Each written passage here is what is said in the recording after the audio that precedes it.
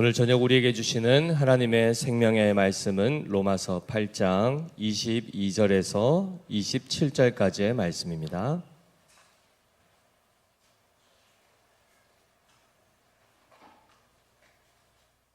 신약성경 250페이지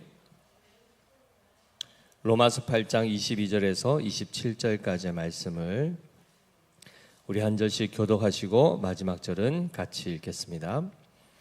피조물이 다 이제까지 함께 탄식하며 함께 고통을 겪고 있는 것을 우리가 아느니라.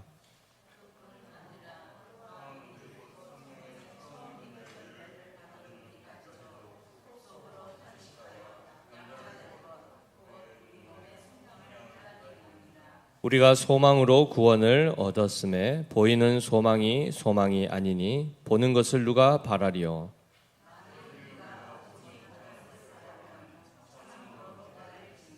이와 같이 성령도 우리의 연약함을 도우시나니 우리는 마땅히 기도할 바를 알지 못하나 오직 성령이 말할 수 없는 탄식으로 우리를 위하여 친히 간구하시느니라. 마음을 살피시는 이가 성령의 생각을 아시나니 이는 성령이 하나님의 뜻대로 성도를 위하여 간구하심이니라. 아멘. 샬롬. 우리 앞뒤자 한번 인사하겠습니다. 주님의 사랑으로 진심으로 사랑합니다. 한 번 더 인사하겠습니다. 이 시간 성령 충만하시기를 축복합니다. 아멘, 아멘. 하나님은 우리 성령을 통하여 우리에게 풍성한 은혜를 베푸시는데 그것을 한마디로 얘기하면 구원의 은혜를 베푸신다. 이렇게 우리는 알 수 있습니다. 그리고 그 구원의 내용이 도대체 뭔가라는 것을 살펴볼 때에 죄에서부터 벗어나게 하는 것이요, 사망에서부터 벗어나게 하셔서 의에 이르고 생명에 이르게 하는 그 역사를 일으키신다. 그런데 더 중요한 것은 그저 우리가 무병장수하는 것, 그 자체가 목적도 아니요, 그 자체가 그냥 복으로 볼 수가 없지요. 왜냐하면 그 다음이 있기 때문입니다. 하나님께서 우리에게 우리가 생각하는 복이라고 여기는 무병장수, 쉽게 얘기하면 영생 주신 목적이 뭡니까? 영원하신 하나님과 영원한 사랑 가운데, 영원한 평강 가운데 살아갈 수 있는 존재가 되게 하기 위하여 영원한 생명을 주신다는 것입니다. 그리고 거룩하신 하나님 앞에 거룩한 존재로 설 수 있도록 하기 위하여 하나님께서 우리에게는 예수 그리스도의 피 뿌리심을 통하여 정결케 씻어주신다는 겁니다. 따라서 그저 우리가 아프지 아니하고 그저 영원히 살게 해주십시오, 죽지 않게 해주십시오 라고 구하는 단지 그것 자체가 목적이 되어서는 안 되고, 왜 하나님 앞에 내가 정결해야 되며, 왜 내가 하나님 앞에 강건해야 되며, 왜 내가 하나님 앞에서 영원한 생명을 얻어야 되는가에 대한 그 목적과 이유를 하나님의 뜻 아래서 분명히 제대로 이해하시고 깨달으셔야 됩니다. 그 목적은 건강과 생명을 가지고 하나님을 영화롭게 하고 그 거룩하시고 존귀하신 그 하나님 앞에 내가 두려움 없이 설 뿐만 아니라 그 하나님과 영원토록 하나님 나라에서 사랑하며 평강과 안식을 누릴 수 있기를 위함임을 기억할 때에 이것을 우리가 만들어낼 수 있습니까? 우리 스스로 깨끗할 수 있습니까? 우리 스스로 질병으로부터 자유할 수 있습니까? 더 나아가서 우리 스스로 죽음을 이길 수 있습니까? 없죠. 아까 분명히 우리가 앞뒤 좌우 어떻게 인사했죠? 주님의 사랑으로 사랑한다라고 고백했습니다. 진심이십니까? 아멘이죠. 우리 참 얼굴을 볼 때마다 반갑고 너무 정말 주님의 형제 자매된 것 안에서 참으로 기쁨과 감사가 있지 않습니까? 그렇다 하여 앞뒤 좌우 방금 인사 나눈 분을 위해서 대신 죽어줄 수 있는 분 계십니까? 계십니까? 쉽지 않죠. 대신 죽어준다 한들 영원한 생명을 줄 수 있습니까? 당장 내 주머니에 있는 무언가를 꺼내서 주기도 사실 쉽지 않습니다. 1, 2만 원, 이렇게 밥 한 끼 정도는 사줄 수 있겠지만 1,000만 원 그냥 용돈처럼 쓰라고 척 이렇게 내줄 수 있습니까? 쉽지 않죠. 한마디로 우리는 아무리 우리가 서로 사랑한다 하여도 그 사람의 영생을 줄 수가 없고 그 사람의 완전한 거룩함을 우리가 줄 수가 없습니다. 그렇죠? 그런데 우리로 하여금 영원한 생명과 영원한 거룩을 우리 안에 이루시는 분이 누구십니까? 예수 그리스도 한 분밖에 없습니다. 예수 그리스도, 오직 예수 그리스도만이 우리를 완전하게 구원하시는 분이심을 우리는 분명히 깨달아야 되지요. 그 가운데에 성령을 통하여 그리스도께서 우리 안에 구원을 이루시는 것을 성령께서 실제로 다 성취하시게 되는데, 지난 시간에 살펴본 것이 뭡니까? 부활이었습니다. 부활. 죽음 이후에 영원한 신령한 몸으로 새롭게 우리가 덧입혀지는 것. 그것이 바로 우리에게 지금 남아있는 약속이죠. 언제 이루어집니까? 우리 주님이 다시 오실 그때에, 마지막 최후의 날이 임할 그때에 우리의 몸의 부활이 예비되어 있다는 것을 우리는 지난 시간에 살폈습니다. 그런데 이 부활이 어떻게 가능하죠? 성령께서 우리 안에 거하고 계실 때에 가능하다는 것입니다. 그래서 로마서 8장 11절 말씀 한번 띄워주시겠습니까? 자, 같이 읽습니다. 시작. 예수를 죽은 자 가운데서 살리신 이의 영이 너희 안에 거하시면 그리스도 예수를 죽은 자 가운데서 살리신 이가 너희 안에 거하시는 그의 영으로 말미암아 너희 죽을 몸도 살리시리라. 믿으십니까? 이 내용이, 이 말씀이 믿어지는 그 분들은 이미 우리 안에 성령이 거하고 계시다는 그 증거가 되는 것입니다. 성령이 아니고서는 이런 말씀들이 믿어지지도 않고 깨달아지지도 않습니다. 그런데 분명히 예수를 죽은 자 가운데서 살리신 이의 영이, 하나님의 영이 너희 안에 거하시면 어떻게 된다고요? 너희의 죽을 몸도 반드시 살아난다. 반드시 살아난다. 약속하셨습니다.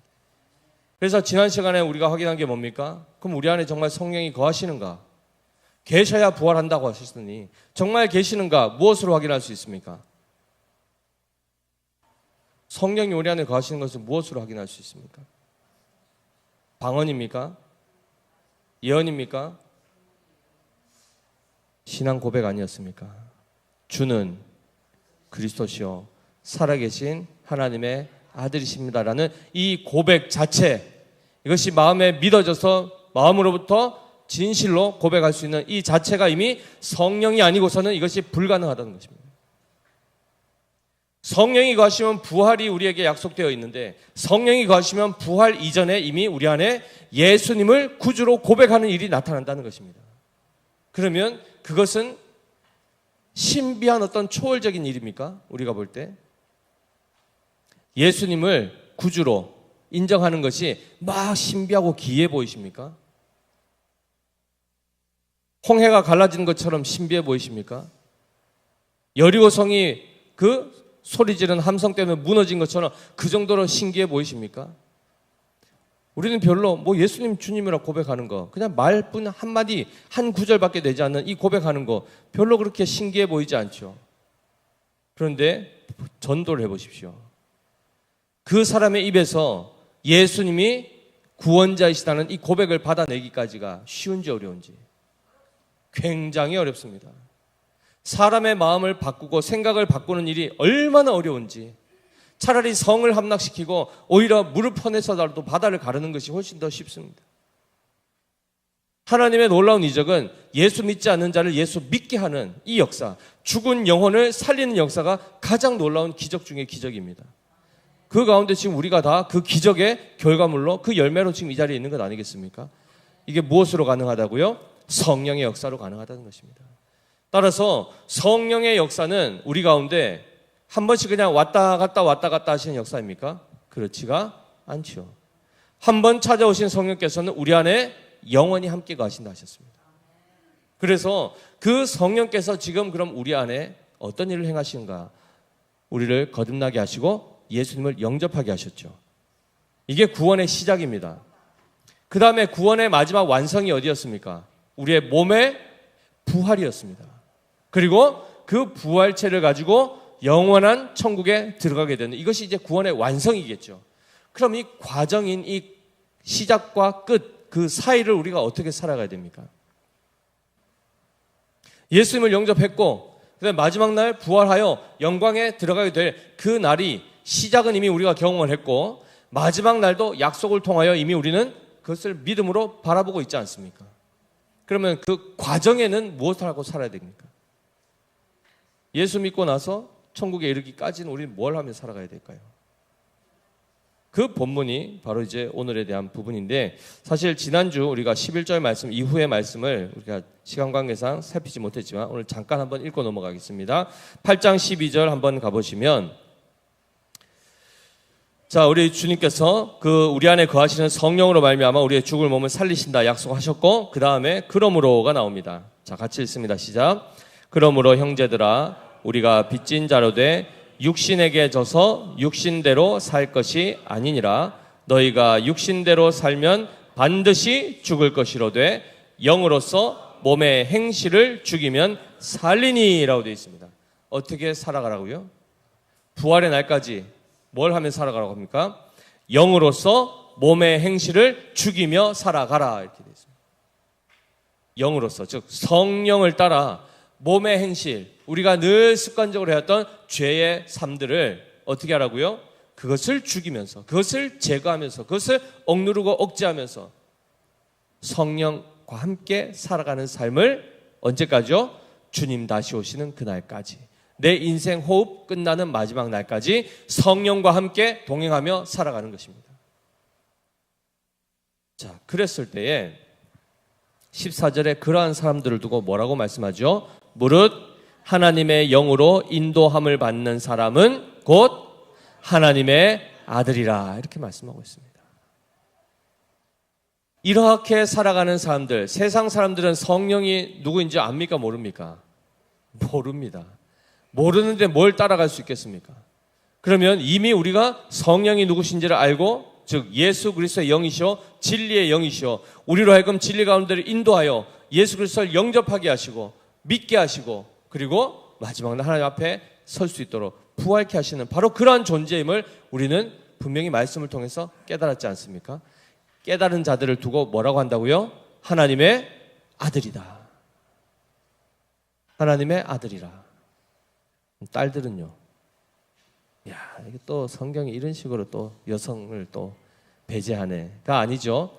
하나님의 자녀가 된다라는 것이고, 실제로 성령, 즉 하나님의 영으로 인도함을 받고 먼저 사신 분이 누구십니까? 하나님의 아들이신 예수 그리스도께서 출생에서부터 그리고 죽음 그리고 승천에 이르기까지 누구의 인도함을 받았습니까? 성령의 인도함을 철저히 그 생애를 가지고 증거해내셨지 않습니까? 그리고 먼저 가신 그 주님을 따르는 성령이 우리 안에 거하심으로 우리 또한 예수 그리스도께서 가신 바로 그 좁은 길, 좁은 문, 그 길로 인도하시는 분이 누구시죠? 성령 하나님입니다. 성령 하나님께서 지금 우리와 함께 하시며 결국 그리스도께서 살아가셨던 그 생애를 우리 또한 그렇게 살아가도록 인도하신다는 것입니다. 그래서 그러한 사람들을 두고 하나님의 자녀다, 하나님의 아들이다, 하나님의 딸이다 이렇게 얘기하는 것입니다. 따라서 우리의 신분은, 정확하게 우리의 정체성은, 우리는 하나님의 자녀라는 이 신분을 항상 기억하셔야 됩니다. 우리의 시민권은 어디에 있다고 성경이 말씀하죠? 천국에 있다, 하늘에 있다. 따라서 이 땅에 잠시 우리가 이 육신을 입고 죄의 몸을 가지고 이 땅을 살아가더라도 여기가 우리가 영원히 갈 곳입니까? 그렇지 않습니다. 늘 우리는 어디를 바라보고 살아야 됩니까? 하늘을 천국을 바라보며 살아가는 자들이요, 그곳에는 누가 계십니까? 삼위일체 하나님께서 계시는 겁니다. 항상 그리하여 하나님이 지금 영원한 천국에 거하시며 이 땅을 벗어나서만 계신 것이 아니죠. 우리 하나님은 무소부지하시죠. 아니 계신 곳이 없습니다.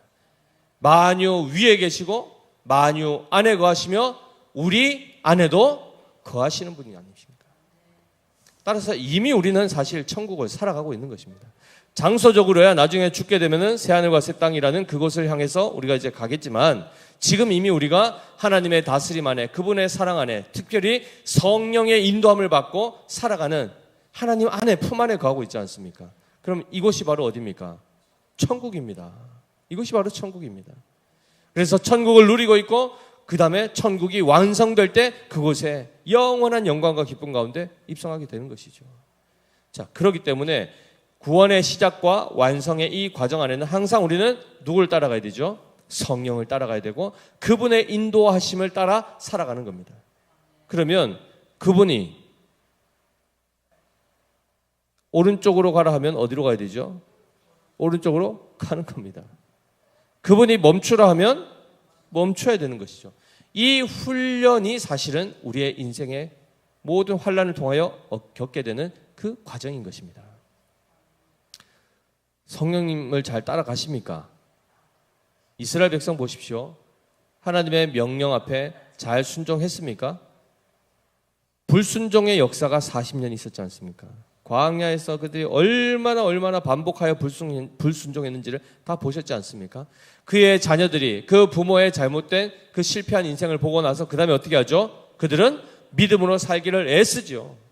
하나님 말씀하시면 말도 안 되는 어떻게 성을 그냥 빙빙 돌다가 소리 확 질렀다고 해서 무너질까 하는 의심을 하면서도 어떻게 되죠?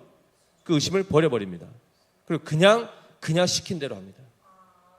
한번 그렇게 잘 하고 나니까 어떻게 했습니까? 그 다음에 계속 잘했습니까? 또 넘어지죠. 이 과정을 지금 계속 반복하면서 하나님은 땅 따먹게 하는 게 목적이 아니고 그 땅에 하나님의 나라에 거할 백성으로서의 자격과 수준과 실력을 갖추는 이 연단을 우리에게 허락하신다는 것입니다. 아멘이시죠? 그래서 주님이 말씀하시는 대로 그대로 순종하고 가난에 처하라 그러면 가난에 처하고 부에 처하라면 부에 처하고 그리고 순교의 자리로 나아가라면 순교의 자리로 나아가고 말씀하시는 대로 그냥 따라갈 수 있는 그 성령의 인도하심에 거부하지 아니하고 버팅기지 아니하고 그대로 주님의 손잡고 한 걸음 한 걸음 따라갈 수 있는 이 사람이 바로 성령 충만한 사람입니다. 그 사람들이 겸손한 자들이요 온유한 자들입니다. 이 자리로 나가기를 원하십니까? 우리 다 가야 됩니다. 왜냐하면 우리 주님은 결국은 우리를 그 자리까지 가게 하실 것이거든요. 근데 버팅기면 어떻게 됩니까? 버팅기면 내 팔만 빠집니다. 손잡고 가시는데 손잡고 같은 방향으로 가야 속도 맞춰서 가야 되지 처져도 팔이 아프고 그렇죠? 버팅겨도 팔이 아프고 결국은 순종하지 않으면 우리 육신이 고달픕니다. 그렇겠죠? 그래서 끊임없이 성경은 하나님의 자녀들에게 성령을 따라 살아갈 것을 말씀하고 있습니다. 자, 그 가운데 오늘 특별히 성령께서는 우리를 궁극적으로는 부활에 이르게 하실 것인데 그 과정 안에는 우리가 그냥 명령만 하시는가 이렇게 해라 저렇게 해라 지시만 하시는가 그것이 아니라는 겁니다. 잘하는지 안 하는지 그냥 말씀만 딱 해놓고 그냥 하는지 이렇게 관찰하시다가 잘못하면은 매대고 막 때리고 이런 하나님이 아니라는 것을 오늘 본문을 통해서 말씀해 주고 계시는데요. 자, 22절 말씀 한번 쭉 읽어보겠습니다. 시작. 피조물이 다 이제까지 함께 탄식하며 함께 고통을 겪고 있는 것을 우리가 아느니라. 그뿐 아니라 또한 우리 곧 성령의 처음 익은 열매를 받은 우리까지도 속으로 탄식하여 양자 될 것 곧 우리 몸의 속량을 기다리느니라 라고 되어 있습니다. 우리뿐만 아니라 모든 피조세계 전체가 지금 탄식하며 고통 중에 있다고 하는데 이것은 무엇이냐면 완성이 아직 이르지 않았기 때문에 온전케 되어지는 이 과정 안에 이 모든 하나님의 그 징계 그 아래서 다들 힘들어하고 있다는 것을 말씀하고 있습니다. 그런데 이 부분이 뭐냐면 20절에 나와 있는데요. 제가 읽겠습니다. 피조물이 허무한데 굴복하는 것은 자기 뜻이 아니요 오직 굴복하게 하시는 이로 말미암음이라. 그 바라는 것은 피조물도 썩어짐의 종노릇한 데서 해방되어 하나님의 자녀들의 영광의 자유에 이르는 것이니라. 이렇게 되어 있습니다. 무슨 말인가? 이 세상 아까 얘기했듯이 구원이 시작되었고 그리고 구원이 마지막 완성되는 그 처음과 끝을 제외한 나머지 그 과정 가운데 어떤 일이 발생하는가? 모든 피조 세계들도 그 썩어짐의 종노릇하는 데서 죽음과 죄악의 그 아래에서 늘 신음하며 살아간다는 겁니다. 그러면 이들이 바라는 건 뭐죠? 그 압제로부터 벗어나는 겁니다. 사망의 권세 아래서부터 벗어나는 것이요, 죄의 권세 아래서부터 벗어나는 것입니다. 그것을 피조물들도 다 지금 고대하고 바라고 있다는 것이죠. 하물며 우리 또한 마찬가지 그 날을 바라보면서 계속해서 인내하며 하루하루 그 날을 향해서 걸어가고 있다는 것을 말씀하고 있죠. 그러면 최종적으로 영광의 자유에 이르기 전까지는 무엇인가에 갇혀 있고, 그렇죠? 자유가 마치 박탈되어 있는 불편한 어떤 이런 상황들, 탄식할 수밖에 없고 신음할 수밖에 없는 이 현실이 놓여 있다는 것입니다. 무엇 때문이죠? 무엇 때문입니까? 공중의 권세 잡은 자 때문입니다. 그게 무엇이죠? 실체가 사탄이죠. 네. 사탄이라는 말은 히브리 말이고 헬라어로 하면은 마귀입니다. 그래서 같은 말이죠. 같은 대상을 얘기합니다. 계속해서 하나님으로부터 끊어지게 만들고 성령을 따라 살아가지 못하게 만들고 우리에게 성령의 열매가 아닌 죽음의 열매, 사단의 열매, 거짓의 열매들이 맺혀지도록 끊임없이 조장하는 그 공중 권세 잡은 자가 있단 말이죠. 최종적으로 이 공중 권세 잡은 자가 하나님의 말씀으로 인하여 입의 기운으로 해서 멸망당하기까지는 아직도 활동하고 있습니다. 근데 실제로는 이런 겁니다. 어제 우리 장로님들 화양중앙교회 시찰을 다녀오셨는데 방문하기 전에 그 목사님이 카톡에 주의사항을 하나 올려주셨습니다. 진돗개가 한 마리 주차장에 있는데 너무 사나워서 그 화양중앙교회 교인들 아니고서는 다 적으로 여긴답니다. 그래서 엄청 무섭게 막 짖고 막 하는데 줄을 이렇게 묶어놨단 말이죠. 근데 줄을 좀 길게 묶어놨는데 하여튼 근처에 가면 물린다고 조심하라고 글을 올린 겁니다. 자, 그럼 보십시오. 아무리 사나워도 줄이 묶여 있으면, 그리고 그 거리를 보면 어디까지만 가면 안전한지 알 수 있습니까? 없습니까? 알 수 있죠. 그러면 두려워할 필요가 있습니까? 없습니까? 없습니다.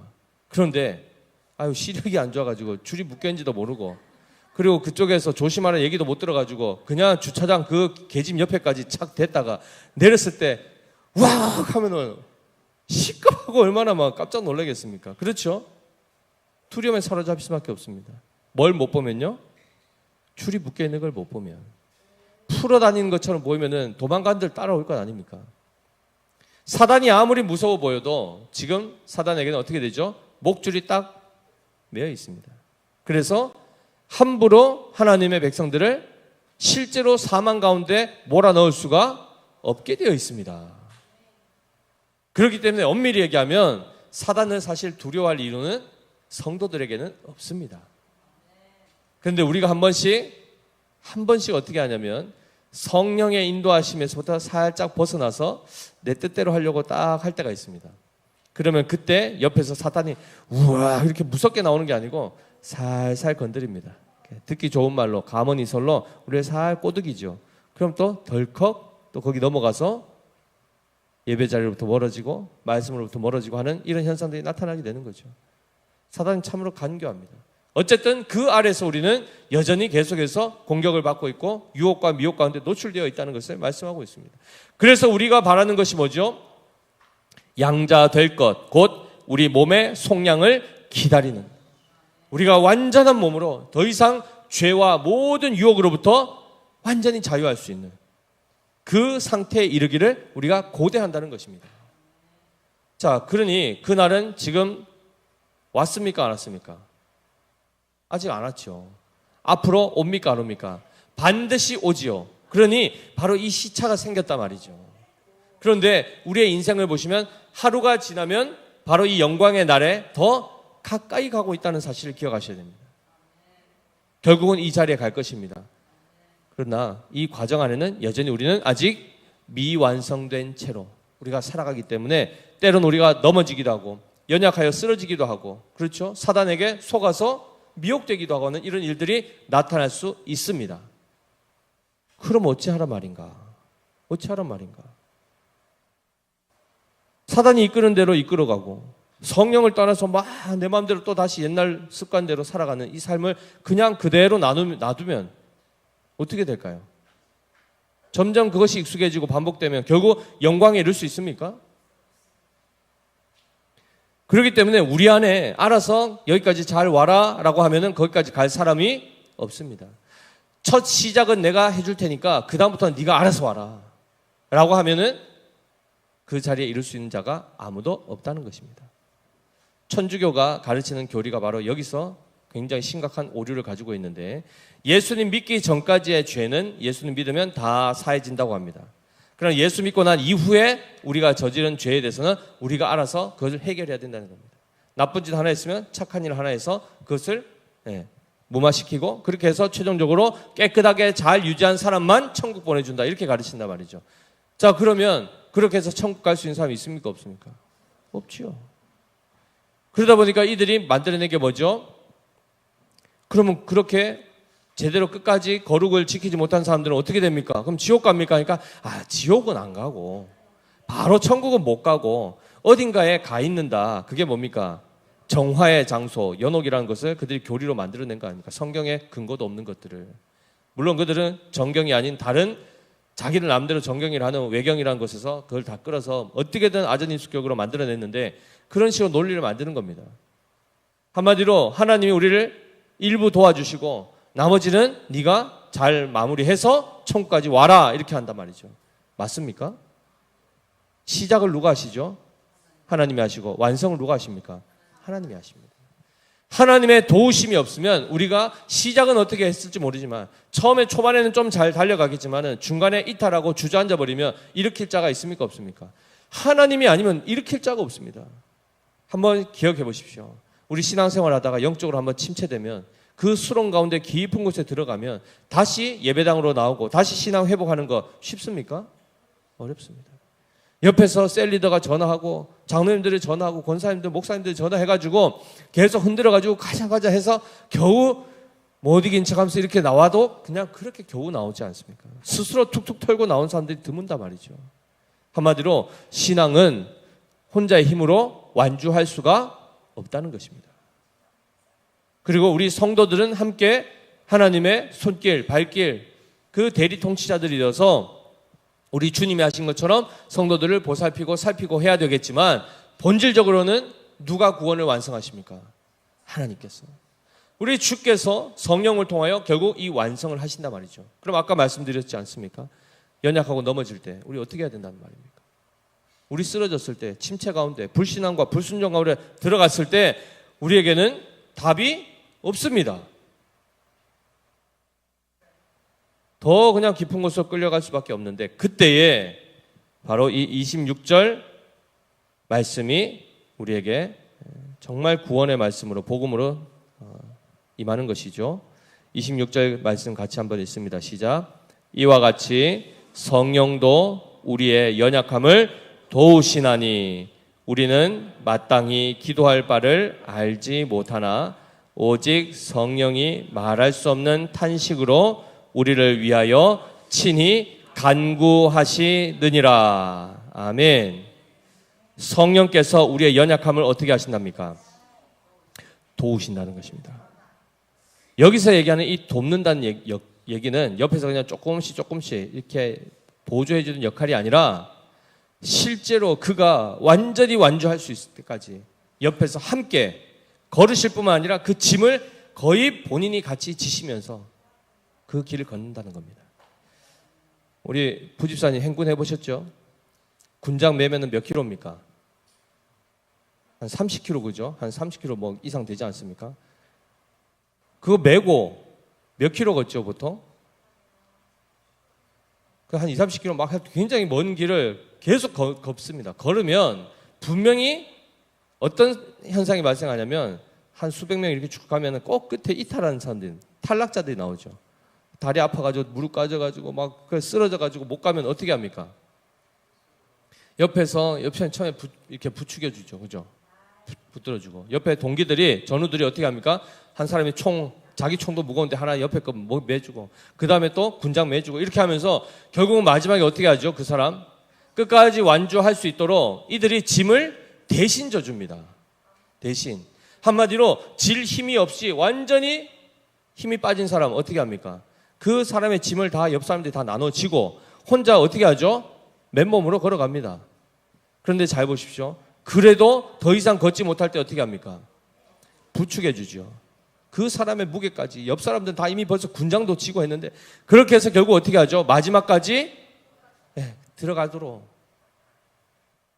일반 은총의 세계 안에 군대 안에서도 그런 전우회와 함께 이런 좋은 모습들이 나타나지 않습니까? 그런데 영적인 세계에서 보면 바로 그 역할을 누가 해주신다는 겁니까? 성령 하나님께서 하신다는 겁니다. 그렇다면 우리 성령께서는 우리로 하여금 우리가 완전히 완주할 수 있도록 실제로 그걸 다 이룰 수 있는 능력이 있으십니까? 없습니까? 있다는 겁니다. 예를 들어 보십시오. 10명이 출발했는데 다 나가 떨어지고 다 체력이 바닥이어가지고 다 널브러지면 그들을 데려갈 수 있는 사람이 누가 있습니까? 없죠. 한마디로 옆 사람이 그 약한 사람을 붙들어주고 대신 짐을 지려면 그 사람은 그보다는 훨씬 강해야 됩니다. 한마디로 그 무리 안에 강한 자들이 있어야 약한 자들이 함께 완주를 하게 되는 겁니다. 그러면 우리 공동체 안에는 성경이 말씀하시지 않습니까? 성령도 우리의 연약함이라 했지 않습니까? 그럼 우리 장로님도 연약하시고 권사님도 연약하시고 다 연약한데 누가 누구 짐을 대신 져줄 수 있습니까? 잠깐 해줄 수 있지만 끝까지 완주할 수는 없죠. 그런데 우리 안에 누가 계시죠? 전능하신 성령께서 계심으로 우리를 마지막 천국에까지 이르게 하신다는 것입니다. 아멘이시죠? 놀랍게도 우리가 지난 시간에 마태복음 9장 6, 7장에서 뭘 배웠습니까? 구하라, 찾으라, 두드리라 했습니다. 그런데 뭘 구해야 될지 모르면 얻을 수 있습니까? 뭘 찾아야 되는지 모르면 찾을 수 있습니까? 한 번씩 그럴 때 있지 않습니까?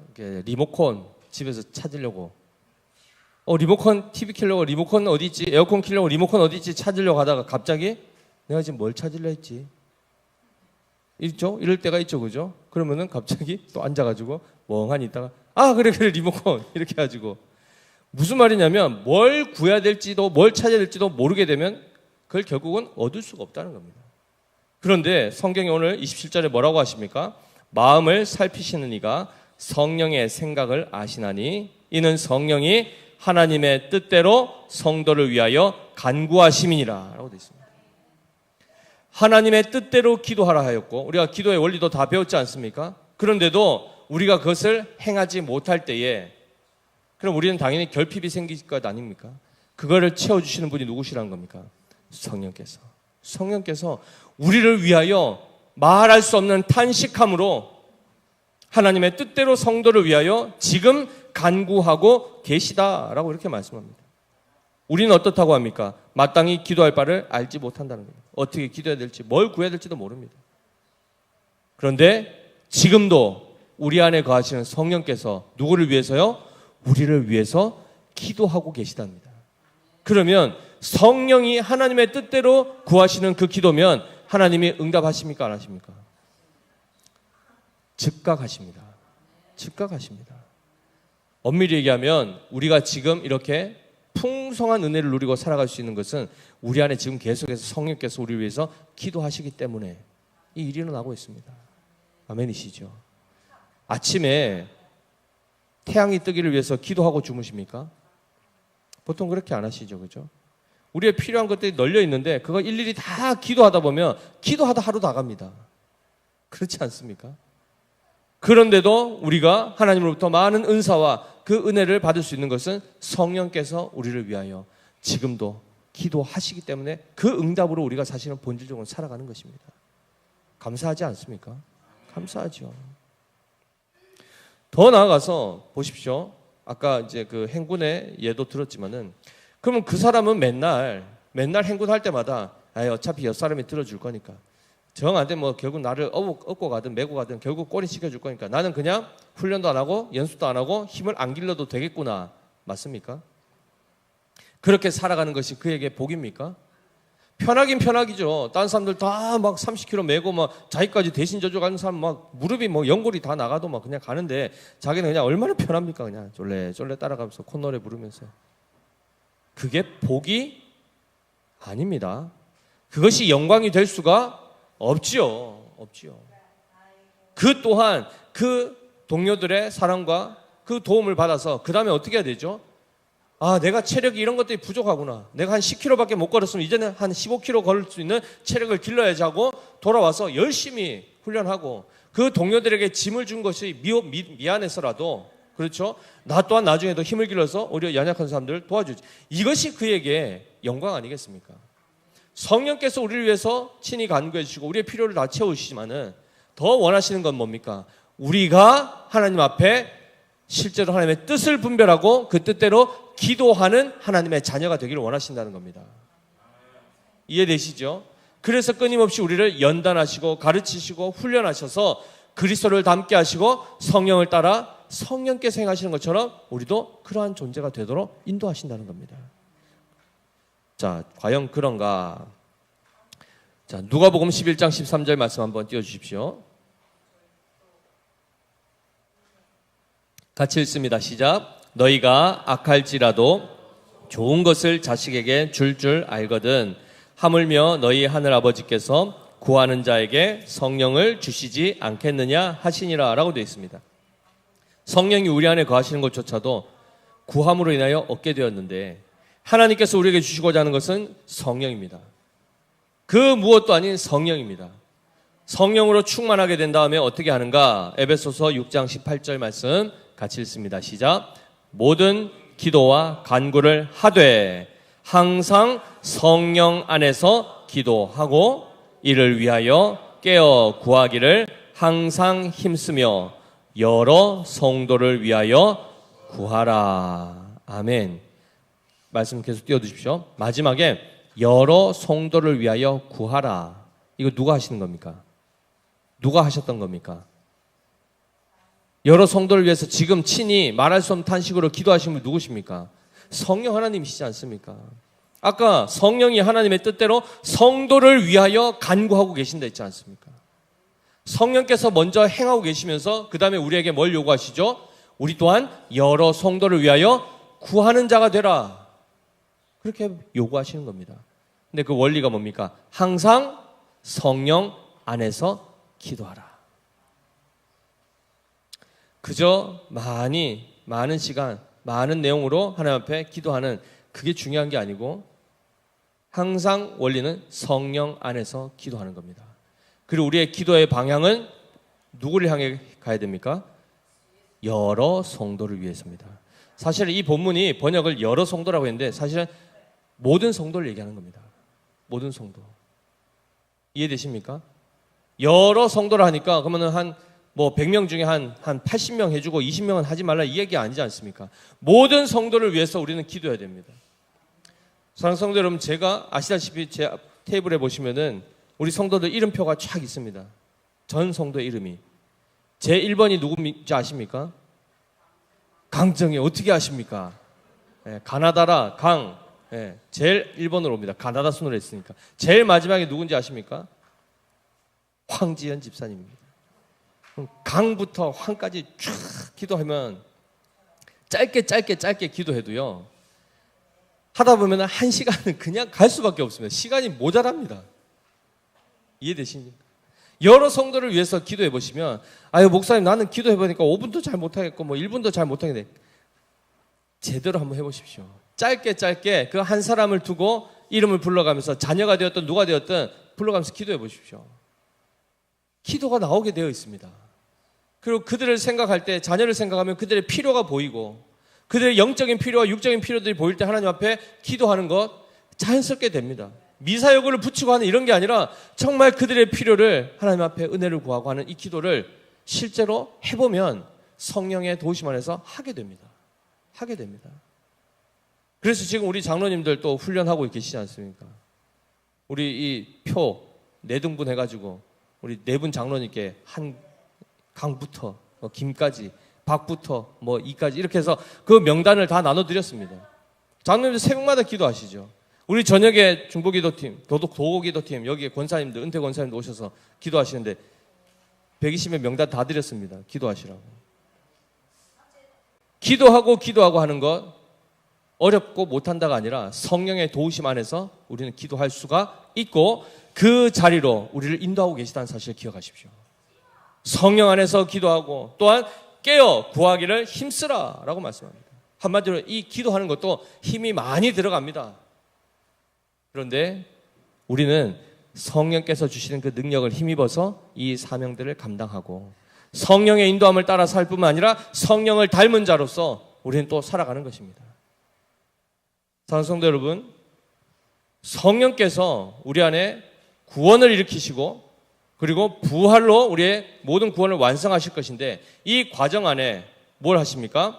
하나님께서 우리에게 성령을 주심으로 성령 안에서 기도하여 하늘의 신령한 것들을 받아 누리게 하시고 그 안에서 소망의 날까지 흔들릴 때마다 넘어질 때마다 다시 일으킴을 받고 먼저 일어난 자들이 또 넘어진 자들을 일으켜 세워주고 하면서 함께 지어져 가는, 함께 그 한 방향을 바라보면서 소망 중에 걸어가는 이 삶으로 우리를 인도하십니다. 성령으로 충만하기를 늘 기도하시고 하루를 딱 시작할 때 아침에 눈을 딱 뜨면 제일 먼저 어떻게 고백하십니까? 습관적으로 자기들 돌아보십시오. 아침에 딱 해서 알람이 울리든 뭐 해서 딱 일어나시면은 대부분 뭐 하십니까? 아유 목말라라 나가서 바로 정수기에 물 부어가지고 마시고 아우 피곤해 죽겠네 잠을 잘못 자는지 어디가 이렇게 시작하십니까? 몸이 찌뿌둥할지라도 어떨지라도 비가 막 밖에 비 소리 나면 벌써 또 오늘 또 막 일해야 되는데 짜증나네 이렇게 아니라 일단 딱 일어나면 뭘 구해야 될까요? 일단 감사로 하나님 오늘도 나에게 새 날을 주시고 이렇게 호흡하며 다시금 일어날 수 있도록 새 생명 주셔서 감사합니다. 사실 어제 저녁에 잠은 우리의 죽음을 상징하는 것이고 오늘 다시 아침에 일어나서 호흡하는 것은 우리의 부활을 상징하는 겁니다. 오늘도 우리에게 부활 생명 주시고 그리고 하루를 시작할 수 있도록 은혜 주시니 감사합니다. 오늘도 성령으로 충만하게 해주시고 성령을 따라 살아갈 수 있도록 도와주시옵소서. 이렇게 기도하는데 몇 초 걸립니까? 1분도 안 걸립니다. 하루 1440분 중에 1분 이렇게 기도 못할까요? 할 수 있으시겠죠? 그리고 무시로 기도하고 순간순간 기도하고 마지막 하루를 마칠 때 하나님 오늘도 은혜 가운데 하나님 도우심 안에서 이렇게 잘 감당할 수 있게 해주셔서 감사합니다. 혹여나 잘못한 거 있으면 하나님 앞에 회개하고 또 다시금 새롭게 될 수 있기를 기도하면서 또 평안한 잠자리가 될 수 있도록 기도하고 잠드는 거. 유튜브 끝까지 이렇게 보다가 핸드폰 턱 떨어져서 주무시지 마시고 기도함으로 하루를 열고 기도함으로 하루를 마무리하는 이 삶을 우리가 계속해서 성령의 인도하심 안에서 살아가야 될 줄 믿습니다. 흔들릴 때마다 두려워하지 마시고 성령이 나를 도우신다. 지금도 성령께서 나를 위해서 말할 수 없는 식으로 기도하고 계신다. 이거를 기억하시고 그 안에 하나님의 응답이 분명히 있음을 기억하시고 나 또한 그 삶 가운데 여러 성도를 위해서 깨어 구하기를 힘쓰는 우리가 되기를 예수님의 이름으로 축복합니다.